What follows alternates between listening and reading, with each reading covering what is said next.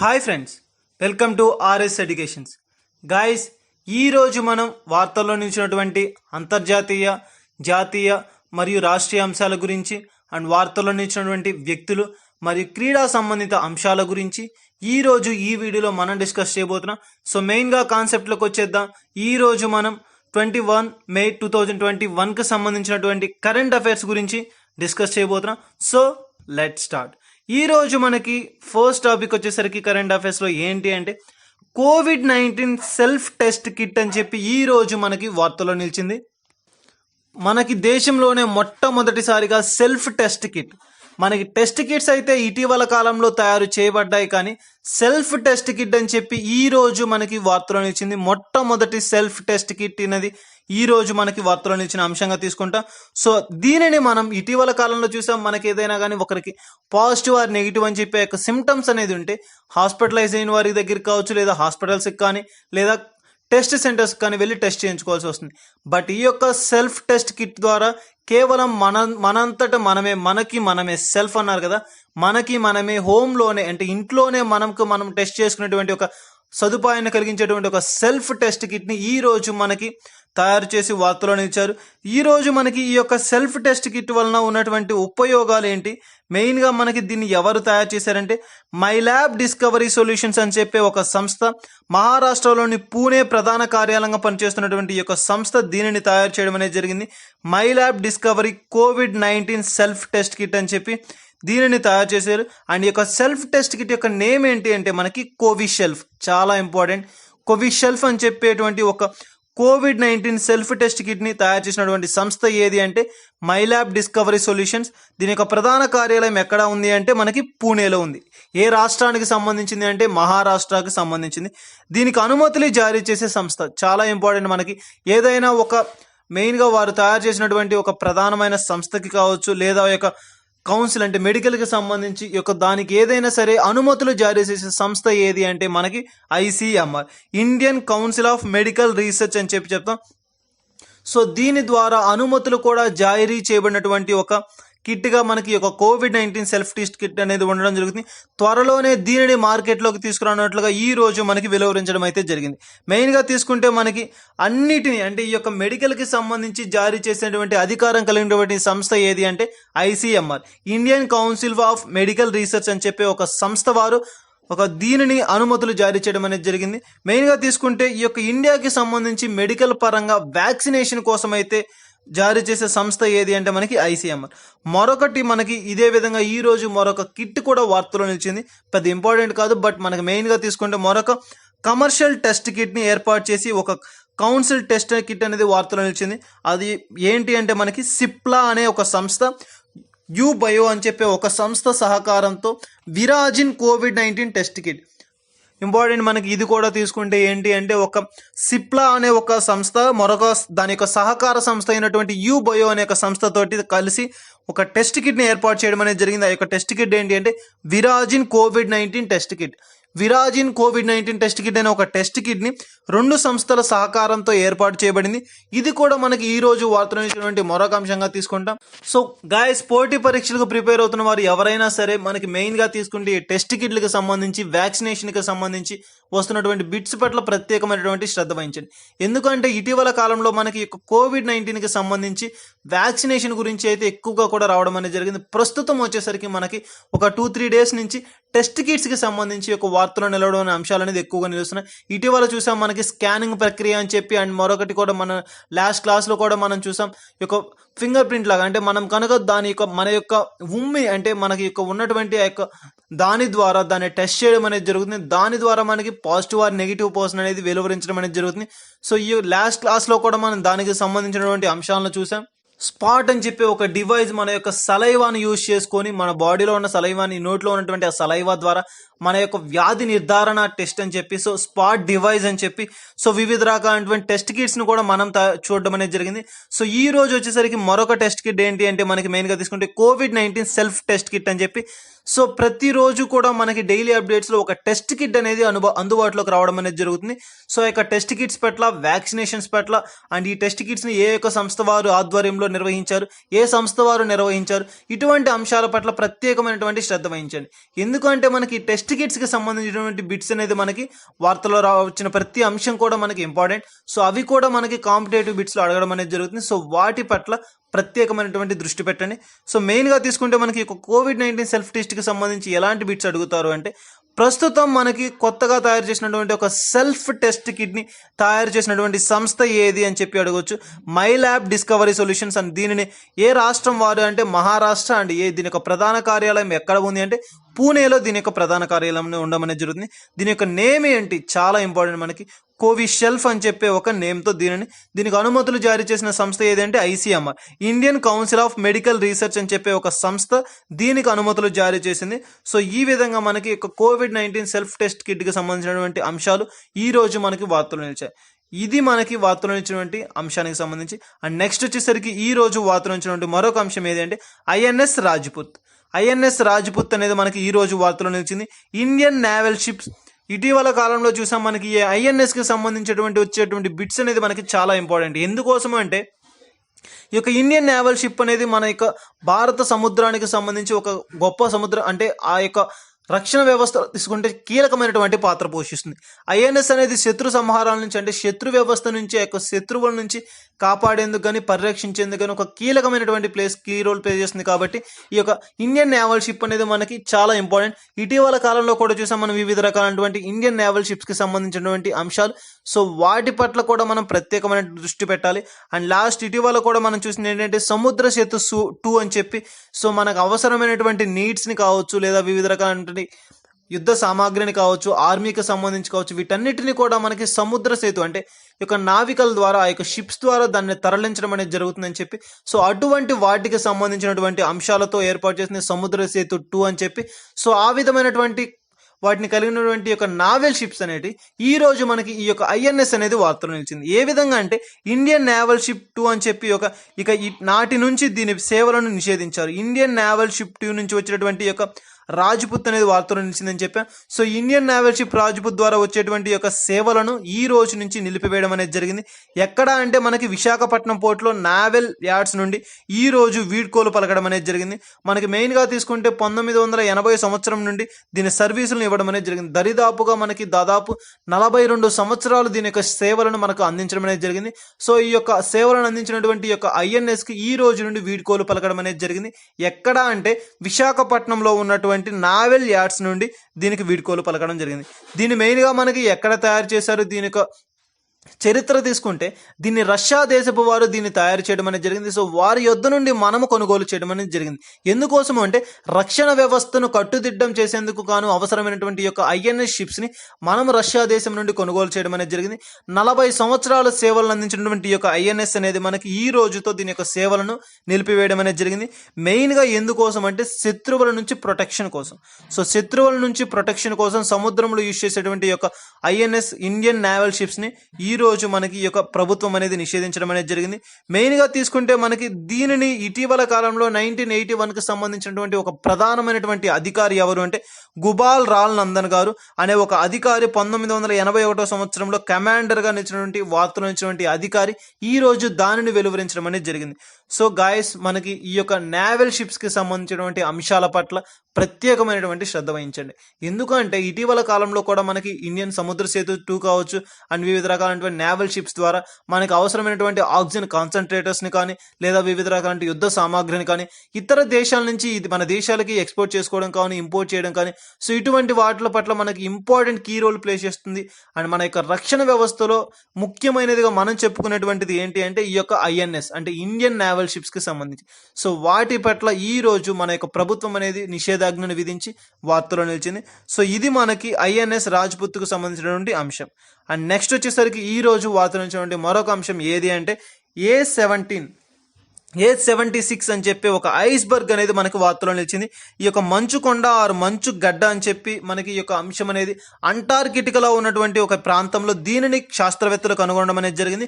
దీని యొక్క నేమ్ ఏంటి అంటే మనకి దీని యొక్క నేమ్ని అంటే దీనికి పేరు పెట్టడం అనేది జరిగింది. దీని నామకరణం ఏమని చేశారంటే A76 అని చెప్పి ఒక పేరుతో దీనిని నామకరణం అనేది చేయడం జరిగింది. దీని యొక్క వైశాల్యం తీసుకుంటే మనకి కిలోమీటర్స్ లెంత్ అనేది ఉండడం అనేది జరుగుతుంది. దీని యొక్క పొడవు వచ్చేసరికి 170 కిలోమీటర్స్ అండ్ దీని యొక్క విడ్త్ వచ్చేసరికి 25 కిలోమీటర్స్. చాలా అతి పెద్ద అయినటువంటి ఒక మంచు కొండ ఐస్బర్గ్ అని చెప్పవచ్చు. దీని యొక్క లెంత్ తీసుకుంటే మనకి 170 కిలోమీటర్స్ అండ్ విడ్త్ వచ్చేసరికి 25 కిలోమీటర్స్.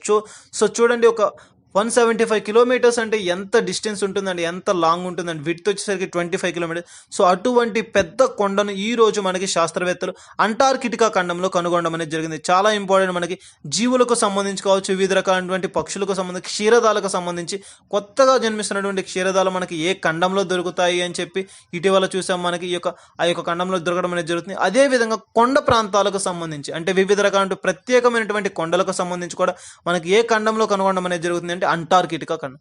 సో ఇవి మనకి చాలా ఇంపార్టెంట్. ఏ ప్రదేశాల్లో దీన్ని కనుగొనడం అనేది జరిగింది, ఎవరు కనుగొన్నారు అని చెప్పి. సో అంతటి పెద్ద మంచు కొండను శాస్త్రవేత్తలు ఈ రోజు మనకి కనుగొనడం అనేది జరిగింది. దీనిలో మనకి మెయిన్గా తీసుకుంటే రోస్ ఐ షెల్ఫ్ అని చెప్పి ఒక కొండ ప్రాంతం నుండి దీనిని వేరు చేయబడింది. అంటే ఒక రోస్ ఐబర్గ్ అని చెప్పి ఒక పెద్ద కొండ ప్రాంతంలోని దీని యొక్క చీలిక అనేది కొంత భాగం మాత్రమే ఈ యొక్క ఐస్బర్గ్ అని చెప్పవచ్చు. సో దీని యొక్క కొంత భాగమే మనకి ఇంత లెంత్ అండ్ ఇంత వైశాల్యంతో కలిగి ఉన్నటువంటి ఈ ప్రాంతం అనేది ఆ యొక్క రోస్బర్గ్ అని చెప్పే షెల్ఫ్ ప్రాంతం నుంచి వేరు చేయబడినటువంటి ప్రాంతం ఇది మనకి అంటార్కిటికా ఖండంలో దీనిని కనుగొనడం అనేది జరిగింది శాస్త్రవేత్తలు. సో ఇది మనకి ఈ యొక్క ఐస్బర్గ్కి సంబంధించినటువంటి వార్తలు ఇచ్చినటువంటి అంశం. నెక్స్ట్ వచ్చేసరికి ఈ రోజు వార్తలో నిలిచినటువంటి మరొక అంశం ఏంటంటే ఒక సపోటా, ఒక ఫ్రూట్ అనేది మనకి వార్తలో నిలిచింది. ఇటీవల కాలంలో కూడా చూసాం మామిడి పండ్లు అని చెప్పి. సో మామిడి పండ్ల దాని యొక్క ప్రాంతానికి సంబంధించి వివిధ రకాలైనటువంటి అంశాలు. సో ఆ విధంగానే మనకి ఈ రోజు మరొక అంశం పండ్లకు సంబంధించి సపోటా పండు అనేది మనకి ఈరోజు వార్తలో నిలిచింది. ఒక ప్రత్యేకమైనటువంటి సపోటా అని చెప్పి చెప్తున్నాం. సో దీని యొక్క స్పెషాలిటీ ఏంటి అంటే మెయిన్గా తీసుకుంటే దీన్ని ఎక్కడ కనుగొన్నారంటే మహారాష్ట్రకు సంబంధించినటువంటి దహానా గోండ్వాన్ అని చెప్పి ఒక చికో అనే ఒక ప్రాంతంలో దీని యొక్క సపోటాను కనుగొనడం అనేది జరిగింది. చికో అనగా సపోటా అని చెప్పి అర్థం. స్వీట్ సపోటా అని మనం చికో అని చెప్పి చెప్తాం. సో ఈ యొక్క దహానా గోండ్వాన్ చికో అనేది మనకు వార్తలో నిలిచింది. గోండ్వాన్ సపోటాలని మహారాష్ట్రకు చెందినటువంటి ప్రాంతాలుగా దీన్ని మనకి జిఏ ట్యాగ్లను విధించడం అనేది జరిగింది. సో చాలా ఇంపార్టెంట్. మనకి జిఏ ట్యాగ్ అంటే ఏంటి, ఇటీవల కాలంలో మనం చూసాం. జిఏ ట్యాగ్స్కి వస్తే ఇండియాలో వచ్చేది మనకి ట్యాగ్స్ అని చెప్పి తీసుకుంటాం. ఎగ్జాంపుల్ బ్లాక్ రైస్ అండ్ ఎర్ర బియ్యం అని చెప్పి చెప్పవచ్చు. బొటోగాన్ రైస్ ఆర్ ఎర్ర బియ్యం అని చెప్పి ఇది మనకి అస్సాం రాష్ట్రానికి చెందినటువంటిది. అండ్ దీనిని ఎక్కడికి ఇంపోర్ట్ చేస్తున్నామంటే అమెరికాకి దీన్ని మనం ఎక్స్పోర్ట్ చేయడం అనేది జరుగుతుంది. అండ్ అదేవిధంగా గోతర్పూర్ అండ్ టెర్రాకోట, కాశ్మీర్, శాస్త్రాన్ అండ్ ఇటీ ప్రాంతాలకు సంబంధించినటువంటి వివిధ రకాలైనటువంటి గుర్తింపు వస్తే అంటే ఈ యొక్క రైస్ అనేది కావచ్చు, లేదంటే ఒక వస్తువు ఆర్ ఒక పరికరం ఆర్ ఒక ఎక్విప్మెంట్ అనేది దీనికి ఈ యొక్క ప్రాంతానికి సంబంధించిందని చెప్పి ఒక గుర్తింపు కానీ మనకు ప్రభుత్వం తరపున కానీ వస్తే దానినే మనం జిఏ ట్యాగ్స్ అని చెప్పి చెప్తాం. సో అటువంటి గుర్తింపు పొందినటువంటి మరొక ఫలం ఏది అంటే మనకి ఈరోజు సపోటా, చికో అని చెప్పే ఒక ఫలం అనేది మనకి ఈరోజు మహారాష్ట్రకు చెందినటువంటి ఒక ఫలంగా గుర్తించబడింది. కాబట్టి దీన్నే జియో ట్యాగ్ మహారాష్ట్ర అని చెప్పి అంటాం. సో దీనిని మనం ఎక్కడ గుర్తించామంటే దహానా గోండ్వాన్ అనే ప్రాంతంలో దీనిని గుర్తించడం అనేది జరిగింది. కానీ దీనిని ఎక్కడి నుంచి ఎక్స్పోర్ట్ చేస్తారంటే కర్ణాటక రాష్ట్రం నుంచి దీనిని ఎక్స్పోర్ట్ చేయడం అనేది జరుగుతుంది. సో చాలా ఇంపార్టెంట్. మనకి ఈ యొక్క సపోటా అనేది దేనికి సంబంధించింది అండ్ ఏ రాష్ట్రానికి సంబంధించింది, ఏ రాష్ట్రం నుంచి ఇతర రాష్ట్రాలకు దీన్ని సరఫరా చేస్తున్నారు. సో ఇటువంటి వాటి పట్ల ప్రత్యేకమైన శ్రద్ధ వహించండి. ఇది మహారాష్ట్రలోని పూణేలో పండించేటువంటి ఒక సపోటా, గోండ్వాన్ సపోటా. ఇది మహారాష్ట్రలోని ట్యాగ్ను కలిగి ఉంది. మెయిన్గా తీసుకుంటే కానీ ఎక్స్పోర్ట్ చేసేది ఎక్కడి నుంచి అంటే కర్ణాటక రాష్ట్రం నుంచి దీనిని ఎక్స్పోర్ట్ చేయడం అనేది జరుగుతుంది. ప్రస్తుతం మనకి దీన్ని ఏ విధంగా వార్తలో నిలిచిందంటే ఈ రోజు మనకి దీనిని యూకేకి మనం దీనిని ఎక్స్పోర్ట్ చేయడం అనేది జరుగుతుంది. సో ఈ విధమైన అంశంతో వార్తలో నిలిచింది. మెయిన్గా తీసుకుంటే దీని యొక్క ప్రత్యేకత అని చెప్పాం. సో దీని యొక్క స్పెషాలిటీ ఏంటంటే అత్యంత తీపికరమైనటువంటిది, అత్యంత స్వీట్గా ఉండేటువంటి యొక్క సపోటా మనకి దీనిని ఎక్కడ ఏ సంస్థ వారు గుర్తించారు అంటే అపెడా అనే సంస్థ. చాలా ఇంపార్టెంట్. మనకి ఇటీవల కాలంలో కూడా ఈ యొక్క అపెడాకి సంబంధించి వార్తల అంశాలు తరచుగా నిలుస్తున్నాయి. అపెడా అంటే ఒక మినిస్ట్రీ ఆఫ్ కామర్స్కి సంబంధించినటువంటి ఒక సంస్థ ఆధ్వర్యంలో నిర్వహించేటువంటి ఒక సంస్థ. ఇది మనకి పండ్లకు సంబంధించి వివిధ రకాలైనటువంటి అంశాలకు సంబంధించి అనుమతులు జారీ చేసేది అనేది కాకుండా దానిని వెలికి తీసేటువంటి ఒక సంస్థగా దీనిని మనం తీసుకోవడం జరుగుతుంది. సో అటువంటి అపెడా సంస్థ ఈ రోజు మనకి ఒక నూతనమైనటువంటి వరవడితో ఒక కొత్త రకపు సపోటాను కనుగొని ఈ రోజు మనకు వార్తలు నిలిచింది. ఆ సపోటా ఏంటి అంటే గోండ్వాన్ సపోటా అని చెప్పి గోండ్వానాకు సంబంధించినటువంటి ఒక సపోటా మనకి ఈ రోజు వార్తలు నిలిచింది. మహారాష్ట్రలో ఉన్నటువంటి జిఏ ట్యాగ్ కలిగినటువంటి కర్ణాటక నుంచి ఎక్స్పోర్ట్ చేయబడుతున్నటువంటి ఒక సపోటా మనకి ఈ రోజు వార్తలు నిలిచింది. దీనిని ఈ రోజు మనకి యూకేకి ఎక్స్పోర్ట్ చేయడం అనేది జరుగుతుంది. సో మెయిన్గా తీసుకుంటే అత్యంత తీపికరమైనటువంటి సపోటాగా పేరు ప్రఖ్యాతులు పొందినటువంటి ఈ సపోటా మనకి వార్తలు వచ్చింది. గాయస్ మెయిన్గా చూడండి, పోటీ పరీక్షలకు ప్రిపేర్ అవుతున్న వారు ఎక్కువ కూడా పండ్లకు సంబంధించి వస్తున్న అంశాల పట్ల కావచ్చు, నూతనమైనటువంటి వార్తలు ఇచ్చినటువంటి పండ్లకు సంబంధించి కావచ్చు, ఏ రాష్ట్రానికి సంబంధించి అండ్ ఏ సంస్థ వారు దీన్ని ప్రవేశపెట్టారు, ఇటువంటి అంశాల పట్ల ప్రత్యేకమైనటువంటి శ్రద్ధ వహించండి. సో మెయిన్గా తీసుకుంటే నెక్స్ట్ వచ్చేసరికి ఈ రోజు వార్తలు మరొక అంశం ఏది అంటే వరల్డ్ హెరిటేజ్కి సంబంధించి. వరల్డ్ హెరిటేజ్కి సంబంధించి ఒక టెంటేటివ్ లిస్ట్ అనేది మనకి వార్తలు నిలిచింది. చాలా ఇంపార్టెంట్, మనకి టెంటేటివ్ అని చెప్పి చెప్తున్నాం అంటే తాత్కాలికంగా నిలిచినటువంటి ఒక అంశానికి సంబంధించినటువంటి మరొక అంశంగా దీన్ని మనం తీసుకోవడం జరుగుతుంది. సో అటువంటి టెంటేటివ్కి సంబంధించినటువంటి ఒక అంశం మనకి ఇప్పటి వరకు కూడా మనకి 32 రకాలుగా ఉన్నాయి. చాలా ఇంపార్టెంట్, మనకి టోటల్గా ఉన్నటువంటి హెరిటేజ్కి సంబంధించి మొత్తంగా 32 వరల్డ్ హెరిటేజ్కి సంబంధించి 32 అంశాలు అనేది మనకి ఇప్పటి వరకు ఉండడం అనేది జరిగింది. సో ఈ యొక్క వరల్డ్ హెరిటేజ్ సిటీస్ కావచ్చు, కట్టడాలు కావచ్చు, వివిధ రకాలైనటువంటి సంస్థలు కావచ్చు, గుర్తించేటువంటి సంస్థ ఏది? చాలా ఇంపార్టెంట్, మనకి ఈ యొక్క పురాతనమైనటువంటి కట్టడాలను, ఆ చారిత్రకమైనటువంటి కట్టడాలను నిర్మించేటువంటిది, ఆ గుర్తించేటువంటి సంస్థ ఏది అంటే యునెస్కో వారు గుర్తిస్తారు. ప్యారిస్ ఆర్ ఫ్రాన్స్ అనేది ఒక ప్రధాన కార్యాలయం కలిగినటువంటి యొక్క యునెస్కో వారు దీన్ని గుర్తించడం అనేది జరుగుతుంది. దీని యొక్క ప్రధానమైన సంస్థ, దీన్ని ఏ అనుబంధ సంస్థ నుంచి ఏర్పాటు చేశారంటే యుఎన్ఓ, యునైటెడ్ నేషనల్ ఆర్గనైజేషన్ యొక్క సంస్థ యొక్క మెయిన్ అంటే దాని యొక్క ప్రధానమైనటువంటి అనుబంధ సంస్థ అయినటువంటి ఈ యునెస్కో దీనిని నిర్వహించడం అనేది జరుగుతుంది. దీన్ని వెలికి తీసేటువంటి ప్రాంతాలు ఏవి అంటే ఆర్కియాలజీ డిపార్ట్మెంట్. చాలా ఇంపార్టెంట్, మనకి కొత్తగా ఏర్పాటు చేయబడినటువంటి 6 టెంటేటివ్ జిల్లాస్ గురించి, 6 టెంటేటివ్ ప్రాంతాల గురించి మనకి ఈ రోజు వార్తలు ఇచ్చే. దీన్ని వెలికి తీసేటువంటి సంస్థ ఏది అంటే మనకి ఆర్కియాలజీ డిపార్ట్మెంట్ వారు. ఈ యొక్క ఆర్కియాలజీ డిపార్ట్మెంట్ వారు దీనిని వెలికి తీయడం అనేది జరుగుతుంది. సో మెయిన్గా తీసుకుంటే మనకి నూతనంగా ఒక 6 ప్రాంతాలను ఈ యొక్క ఆర్కియాలజీ డిపార్ట్మెంట్ వారు గుర్తించడం అనేది జరిగింది. సో మెయిన్గా తీసుకుంటే ఆ 6 ప్రాంతాలు ఏంటి అండ్ ఈ యొక్క 6 ప్రాంతాల్లో ఉన్నటువంటి ప్రత్యేకత ఏంటి అంటే మనకి ఫస్ట్ వచ్చేసరికి మనకి సాత్పురా టైగర్ రిజర్వ్స్ అని చెప్పవచ్చు. అండ్ సెకండ్ వచ్చేసరికి iconic river front of the historic city of బెరనేటిక్. అండ్ థర్డ్ వచ్చేసరికి హైర్ బంకాల్ అండ్ మెయిన్గా తీసుకుంటే మెగలాటిక్ సిటీ. చాలా ఇంపార్టెంట్, మనకి మెయిన్గా తీసుకుంటే ఒక సిటీస్ నేమ్స్ అని చెప్పి తీసుకుంటే మెయిన్గా తీసుకుంటే నెక్స్ట్ వచ్చేసరికి సీరియల్ నామినేషన్ ఆఫ్ మారతా military architecture on Maharashtra. And next వచ్చేసరికి ఇది మనకి ఎక్కడ ఉంది అంటే మహారాష్ట్రలో ఉండడం అనేది జరుగుతుంది. అండ్ నెక్స్ట్ 5th వన్ వచ్చేసరికి బెద్హాట్ లమేగాత్ అని చెప్పి ఈ నర్మదా వాలే. మనకి ఇది ఎక్కడ ఉంది అంటే జబల్పూర్లో ఉన్నటువంటి ఒక ప్రాంతంగా మనకి ఈ 5th ప్లేస్ని తీసుకోవచ్చు. అండ్ నెక్స్ట్ లాస్ట్ వన్ వచ్చేసరికి టెంపుల్స్ ఆఫ్, మనకి మెయిన్గా తీసుకుంటే టెంపుల్స్ ఆఫ్ కాంచీపురం. మనకి ఈ విధమైనటువంటి ప్రాంతాలు వివిధ రకాలైనటువంటి ప్రదేశాల్లో వీటిని ఉండడం అనేది జరుగుతుంది. మెయిన్గా తీసుకుంటే ఈ యొక్క 6 ప్రాంతాలు అనేది నూతనంగా గుర్తించారు ఆర్కియాలజీ డిపార్ట్మెంట్ వారు. దీనిని త్వరలోనే ఒక కొత్త రకమైనటువంటి ప్రాంతాలుగా అండ్ వివిధ రకాలైన వీటిలో గుర్తింపు పొందినటువంటి ప్రాంతాలుగా వీటికి ఇవ్వడం అనేది జరుగుతుంది.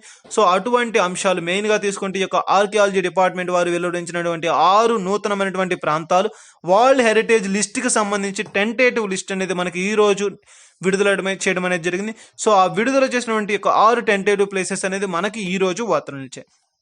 మెయిన్గా మనకి 6 టెంటేటివ్ ప్రాంతాలు ఎక్కడ ఉన్నాయంటే మహారాష్ట్ర, కాంచీపురం, జార్ఖండ్ రాష్ట్రాల్లో కావచ్చు, వివిధ రకాలైనటువంటి ప్లేసెస్లో వివిధ రకమైన ప్రాంతాల్లో వీటిని గుర్తించడం అనేది జరిగింది. సో ఈ యొక్క 6 ప్రాంతాలకు సంబంధించినటువంటి అంశాలు మనకి చాలా ఇంపార్టెంట్ థింగ్స్గా తీసుకుంటాం. అండ్ నెక్స్ట్ వచ్చేసరికి ఈ రోజు వార్తలు ఇచ్చినటువంటి మరొక అంశం ఏది అంటే పంజాబ్ రాష్ట్రం అనేది మనకి ఈ రోజు వార్తలు ఇచ్చింది. ఇటీవల కాలంలో కూడా వివిధ రకాలైనటువంటి రాష్ట్రాలు మనకి ఇదే అంశం పైన వార్తలు ఇచ్చాయి. అవేంటి అంటే మనకి మధ్యప్రదేశ్ రాష్ట్రం. మనకి నిన్న ఎస్టర్డే క్లాస్లో కూడా నిన్నటి రోజున మనకి మధ్యప్రదేశ్ రాష్ట్ర ప్రభుత్వం వార్తలు ఇచ్చింది. అండ్ అంతకు ముందులో వచ్చేసరికి ఛత్తీస్గఢ్, ఆంధ్రప్రదేశ్ రాష్ట్రాలు అండ్ వివిధ రకాలైనటువంటి గుజరాత్, ఇటువంటి రాష్ట్రాలు అనేక ఈ యొక్క 4 ప్రాంతాలు ఈ యొక్క సేమ్ అంశం పైన వార్తలు నిలవడం అనేది జరిగింది.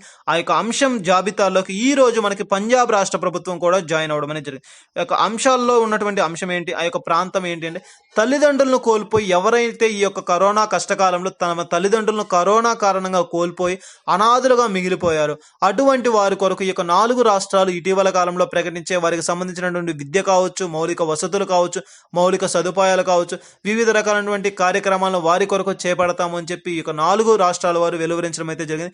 సో అటువంటి రాష్ట్రాల జాబితాలోకి ఈ రోజు మనకి పంజాబ్ రాష్ట్రం కూడా చేరడం అనేది జరిగింది.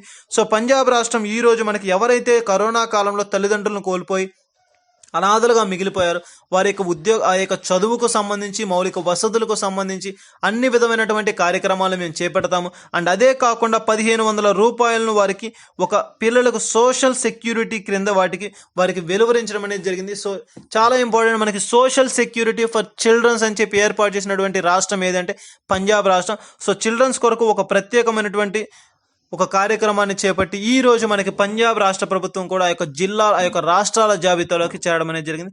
ఇది మనకి పంజాబ్ రాష్ట్రానికి సంబంధించినటువంటి ఒక ముఖ్యమైన అంశం. నెక్స్ట్ వచ్చేసరికి మనకి చాలా ఇంపార్టెంట్, మనకి ఇది అంతర్జాతీయ అంశాలకు సంబంధించి. అండ్ నెక్స్ట్ వచ్చేసరికి రాష్ట్రాలకు సంబంధించినటువంటి అంశం.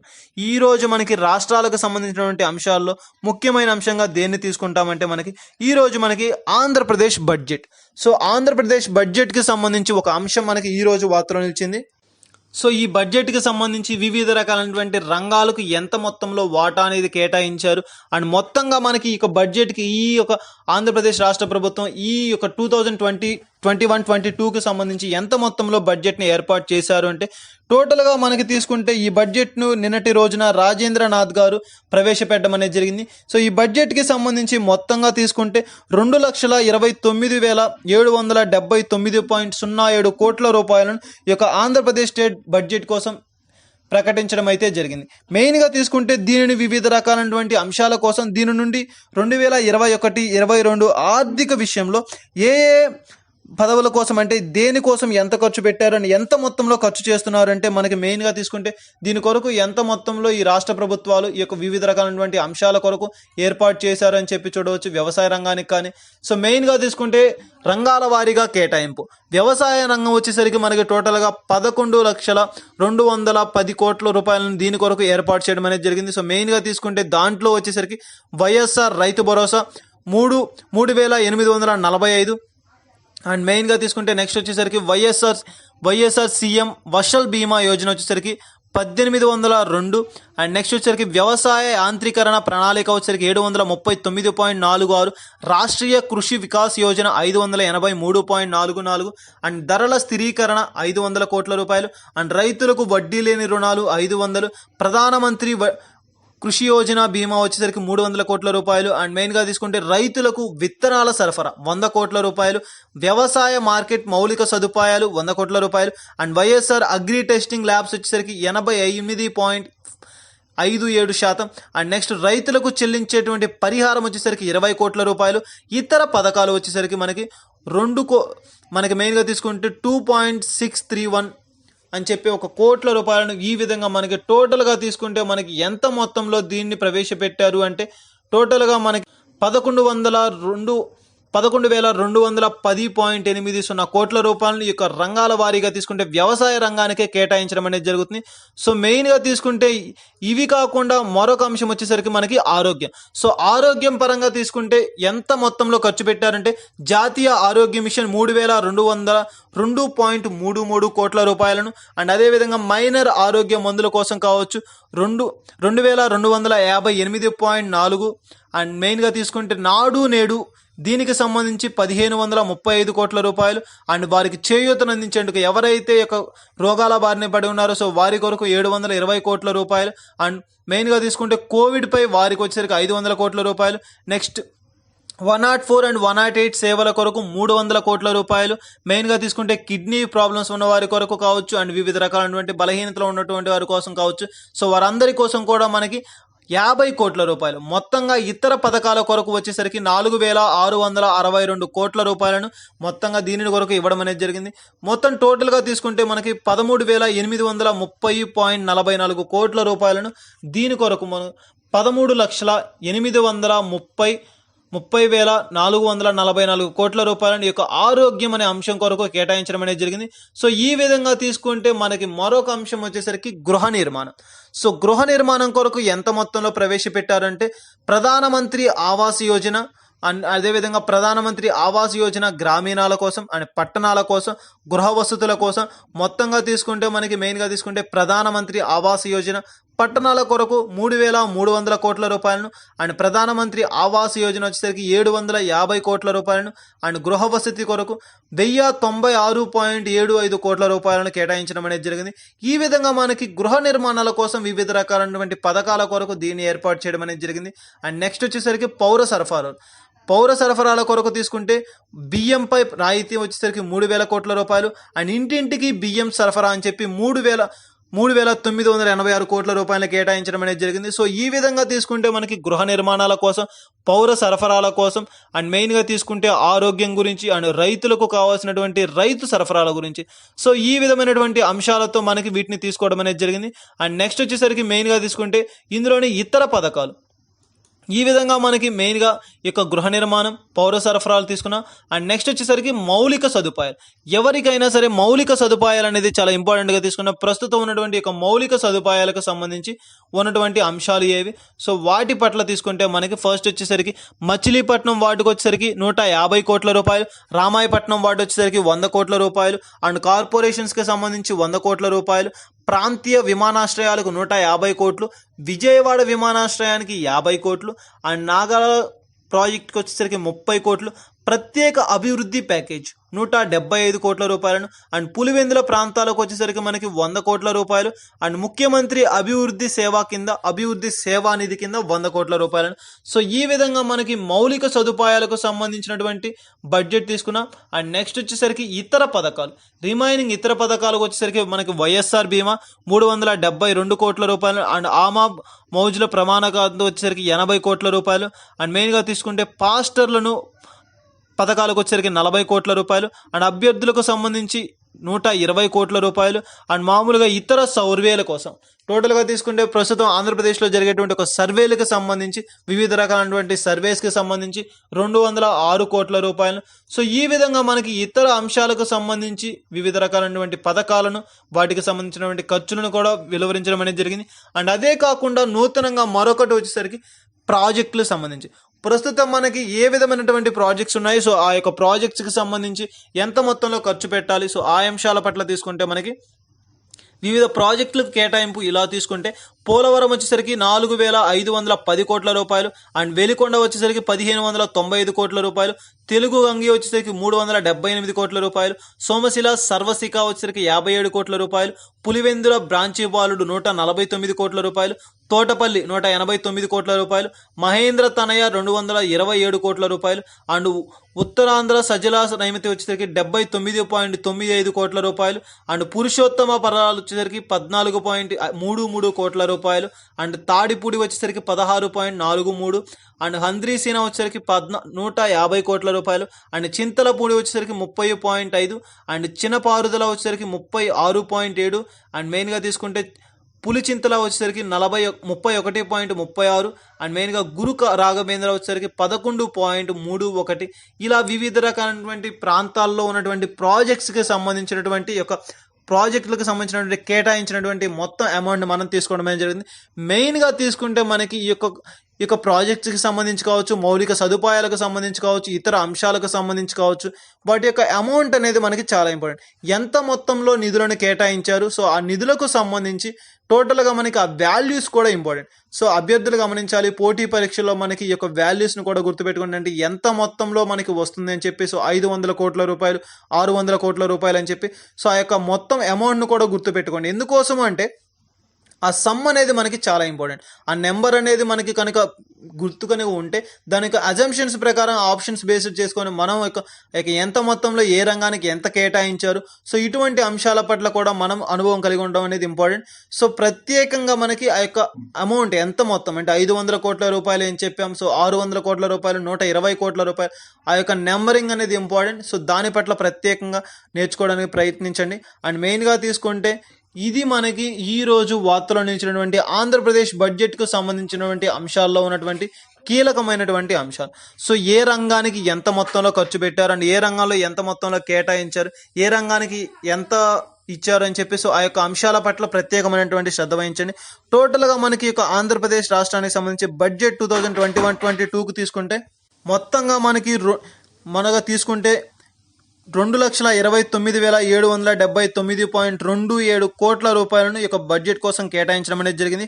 ఆర్థిక విషయాల వివిధ రంగాల కొరకు వివిధ రకాలైనటువంటి అంశాల కోసం మనకి మెయిన్గా తీసుకుంటే పౌర సరఫరాల కోసం కావచ్చు, ఆర్థిక అవసరాల కోసం కావచ్చు, ఇతర ఖర్చుల గురించి, ఆరోగ్యం అండ్ రైతులకు సంబంధించి, సో ఈ వివిధ రకాల ప్రాజెక్టులకు సంబంధించి, సో మొత్తంగా తీసుకుంటే మనకి ఇంత మొత్తంలో ఈ యొక్క బడ్జెట్ అనేది రూపొందించడం అనేది జరిగింది.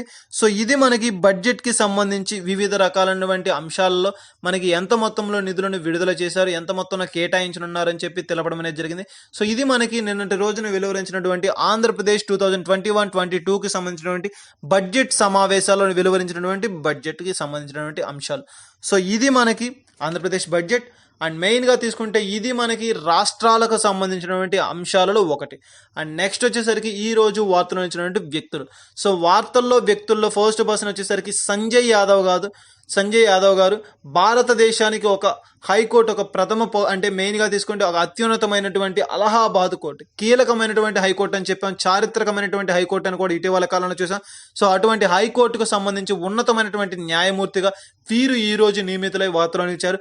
చారిత్రక నేపథ్యం ఉన్నటువంటి హైకోర్టు, ఉత్తరప్రదేశ్లో ఉన్నటువంటి యొక్క హైకోర్టు అనేది మనకి లక్నో ప్రాంతంలో ఉంది. సో దానికి సంబంధించి ఉన్నత చీఫ్ జస్టిస్గా వీరు ఈ రోజు నియమితులై వార్తలను ఇచ్చారు సంజయ్ యాదవ్ గారు. వీరిని మెయిన్గా తీసుకుంటే న్యాయమూర్తులకు సంబంధించి యొక్క పదవి కాలాన్ని బట్టి లేదా వారిని నియమించే అధికారం ఎవరికి ఉంటుంది, ఎవరి ఆధ్వర్యంలో నిర్వహించబడతారంటే రాష్ట్రపతి గారి చేతుల మీదుగా నియమించబడతారు.